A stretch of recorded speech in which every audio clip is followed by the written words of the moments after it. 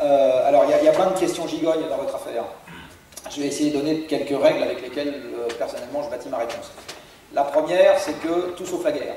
Donc, à chaque fois que je pense qu'une évolution subie nous emmène de manière trop brutale vers le chaos, je dis là, il y a un risque majeur de guerre.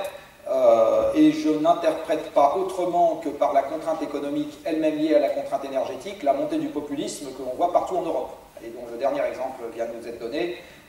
Je crois que vous avez quelques représentants de cette espèce chez vous, on en a chez nous, et le dernier exemple a été donné en Italie il n'y a pas longtemps. C'est très homogène sur l'Europe, hein. Et soit dit en passant, le Tea Party aux États-Unis, enfin, c'est quelque chose qui n'est pas propre à un pays. Mon sentiment, c'est qu'il y a un risque de désagrégation sociale fort à suivre la ligne de pente sans rien faire. Après, quand je vous ai dit tout à l'heure, l'énergie propre, ça n'existe pas.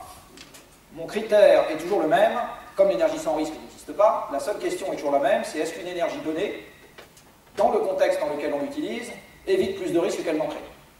D'accord ? C'est ma grille de lecture. Donc si ça évite plus de risques que ça n'en crée, j'achète.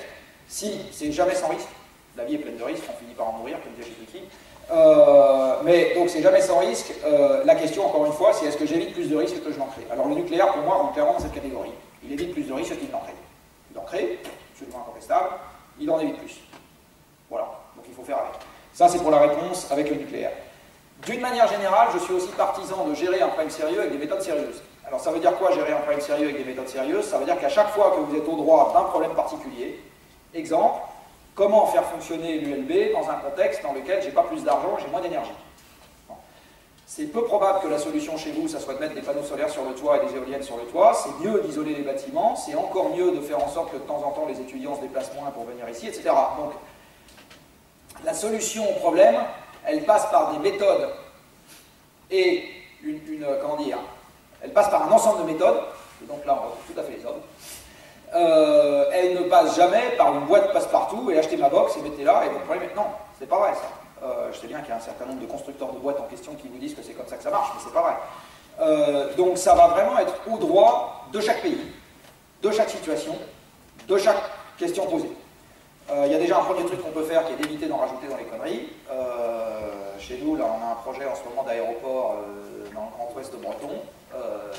Alors il faut savoir aussi, soit dit en passant, que les gens qui prennent l'avion, c'est les riches. Les riches ou les fils de riches. Hein. Les étudiants, ils sont encore pas très riches, mais souvent c'est des fils de riches. Donc les gens qui prennent l'avion, c'est les riches. Donc moi je trouve assez farce qu'un Premier ministre socialiste fasse une infrastructure pour riches. C'est bien rigoler. Donc déjà on peut commencer par arrêter les conneries. Et ensuite, ça c'est un avis personnel, encore une fois, et ensuite, il y a une manière de prendre le problème où qu'on soit, dans une usine, dans un pays, dans une région, dans une collectivité, dans une université, chez vous, etc. Vous aurez toujours un cocktail de mesures techniques, de mesures économiques, parce que tant que vous avez un bout de marché dans la manière dont fonctionne l'économie, vous aurez besoin de signaux prix, ils sont faits pour ça. Alors, je vais vous donner un exemple. Vous pouvez très bien remettre en place un impôt annuel sur la détention d'une voiture qui soit très fortement croissant en fonction de la consommation de la voiture. Si vous faites ça, vous n'excluez pas de la mobilité motorisée les gens qui ont besoin d'une bagnole pour aller au boulot, sauf qu'ils auront un petit machin. Point.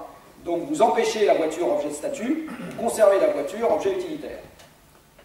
Il faut l'accepter culturellement, parce que la voiture, pardon encore de cette expression triviale, chez les hommes c'est un concours de quéquette, et chez les femmes c'est l'impression de la sécurité.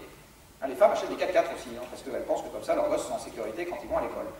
Donc ça n'a rien à voir, ça c'est de l'humain à 100%, ça n'a strictement rien à voir avec des considérations techniques. Hein. Votre voiture c'est une pièce sur roulette, hein. C'est chez vous et ça se déplace. Donc les objets pour limiter fortement la consommation d'énergie et faire de l'énergie décarbonée, on les a. Après tout ça est une affaire de règles. Et pour finir sur le nucléaire, par où on a commencé, est-ce que vous savez, je ne sais pas si vous êtes familier avec cette notion qui s'appelle le coût du capital. Bon. Quand le coût du capital est à 8%, le réacteur vedette, enfin qu'il est de moins en moins, vu le nombre de gens qui lui disent non, d'Areva, l'EPR vous crache un mégawattheure à 85-90 €, à 8% de taux d'actualisation. Est-ce que vous savez à combien ça descend à 2% de taux d'actualisation? Sans doute beaucoup. 40 €. 40 €. Le plus bas de ce que vous pouvez obtenir. Mais il faut 20 ans pour mettre une centrale en service.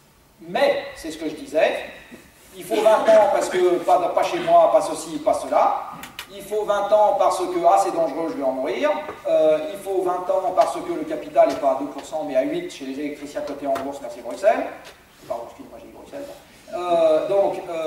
À cause de tout ça. Donc vous voyez bien que là, on est dans un contexte dans lequel c'est pas juste la technique, le sujet. C'est tout un ensemble de trucs qu'on a fait. C'est le modèle économique, terminé.